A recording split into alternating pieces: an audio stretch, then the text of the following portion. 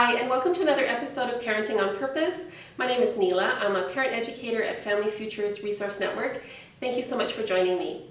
So before I get started, I just wanted to remind you of how important it is for you to be feeling well in order to try these parenting tips, or anything new for that matter. So if you're feeling super frustrated or overwhelmed or discouraged, you're not really necessarily going to have the energy or the positivity or the creativity to try these. So make sure that you're taking care of yourself, you get the support you need, and tackle them one at a time as well. So don't try and do them all at once. Find one that resonates with you and then try it. So today's episode, I want to talk about problem solving. I've mentioned it in other segments, and I thought today we could get into a little more details of what that looks like to problem solve with your kids.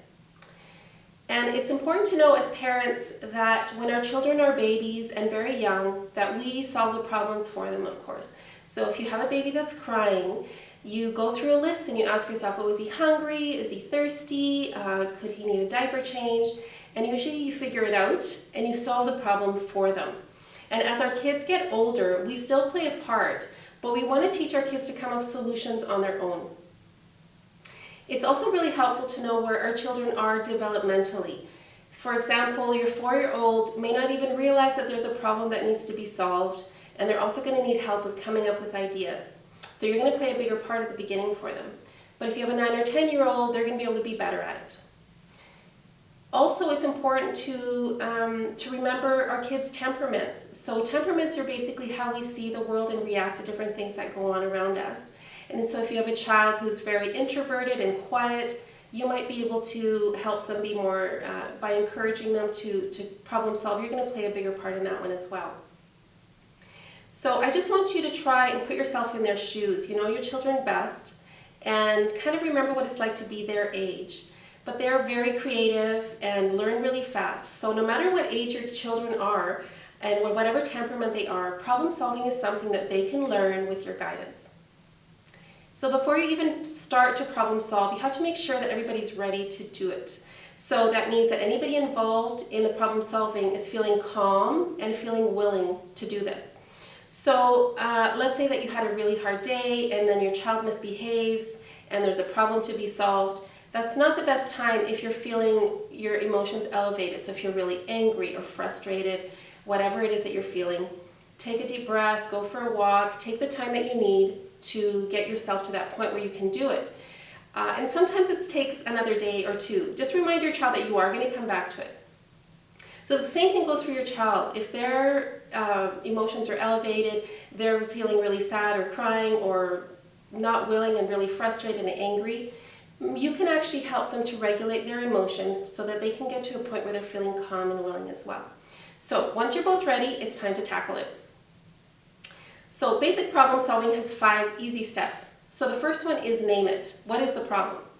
The second is to brainstorm all the ideas and write them down if you want to. The next step is to choose the best one. The 4th step is to try it. And the 5th step is to evaluate how it went. So sit down, and if it didn't work, go back and try another idea. So let's consider a problem that might need solving. Let's say that you have a 12-year-old that wants to go to a birthday party, but they have a lot of anxiety in certain social situations. So this is the perfect opportunity to problem solve with them.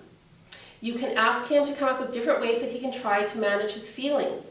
You could even ask him if you want to role play with him. So if he has an idea with a certain situation that might happen at that party, you can help him to be better prepared. So of course, go through a list of things, write them down, choose a couple that he's going to try, and then send him off to the party. When he gets back to the party, when he's ready, sit him down and talk to him about how it went, and then see if the ideas that he had worked, and if they didn't, maybe if next time you can try different ones. How about for younger children? Often when there's a problem to be solved with younger children, they aren't even aware that there's a problem to be solved. And so you're going to play a bigger part. And so let's say that you have a 5-year-old that takes a really long time getting dressed in the morning. Does that sound familiar? And so it's a big struggle in the morning, everybody is upset, by the time you get to work, everybody's grumpy, you're late, all of that. And so the first step is to basically explain that there is a problem to your 5-year-old, and then sit down and talk about ideas. So A 5-year-old may not know how to come up with problem-solving ideas on his own, so you can just encourage him. And this is a time where you're not going to judge his ideas or squash them. You want this to be a positive experience. So ask him his ideas and write them all down. You could even ask other family members to come up with ideas. This could even be something that you do at a family meeting. Next, you go through them one by one and choose the best one. So this is the time when you might have to question your child and his ideas. So maybe if your 5-year-old's idea is that everybody just has to be more patient and wait for him. So you can explain to him that it's not really going to work. It's going to help everybody stay calm, but you're still going to get to work late. And you can explain to him that if you get to work late every day, you could get fired.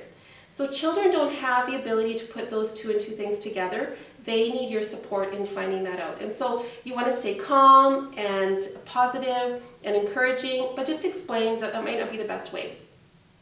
You can also, for sure, at that age, with a child that age, you're going to have a couple of ideas in your back pocket. So you can explain maybe that he could choose his clothing the night before and lay it on his bed, and that's going to save some time. Or maybe another idea could be that everybody gets up 10 minutes earlier so that you're better prepared.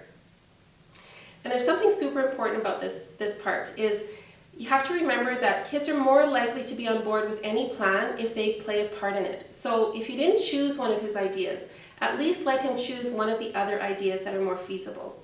And then that way you're probably going to get more buy-in from him. So you choose one and then try it out. For something like this, you want me to try it for a couple of days and then come back, maybe even at a family meeting, and discuss how it went. Review it. If it went well, that's great. If it didn't go well, you can go back to the list and choose another idea. That's basically what problem solving looks like. And also, as parents, we're constantly solving problems. We just often do it quietly in our own space or in our minds. We don't involve our family. So like with any lifelong skill, it's a good idea to talk about it openly, as long as it's age appropriate, with our kids, maybe at a family meeting. And you can explain an issue that you were faced and how you actually solve the problem. So as parents, we often want to swoop in and solve problems for our kids. We see them hurting or being challenged, and we want to just go in and so that they don't have to have that struggle. But the struggle is what's going to help them become resilient kids, and it's going to teach them lifelong skills. So this is why teaching them to problem solve is one of the best things that you can do for your child. No matter how old your child is, you can problem solve with them, and you can be their sounding board. And as they get older, they're going to be able to do this without your help. And isn't that what parenting is about? So that's it for today's episode. I hope that when you're ready, you do try some problem solving with your children, no matter what age they are, and that you can have some great success. Thank you so much for joining me. Take care. Have a great week.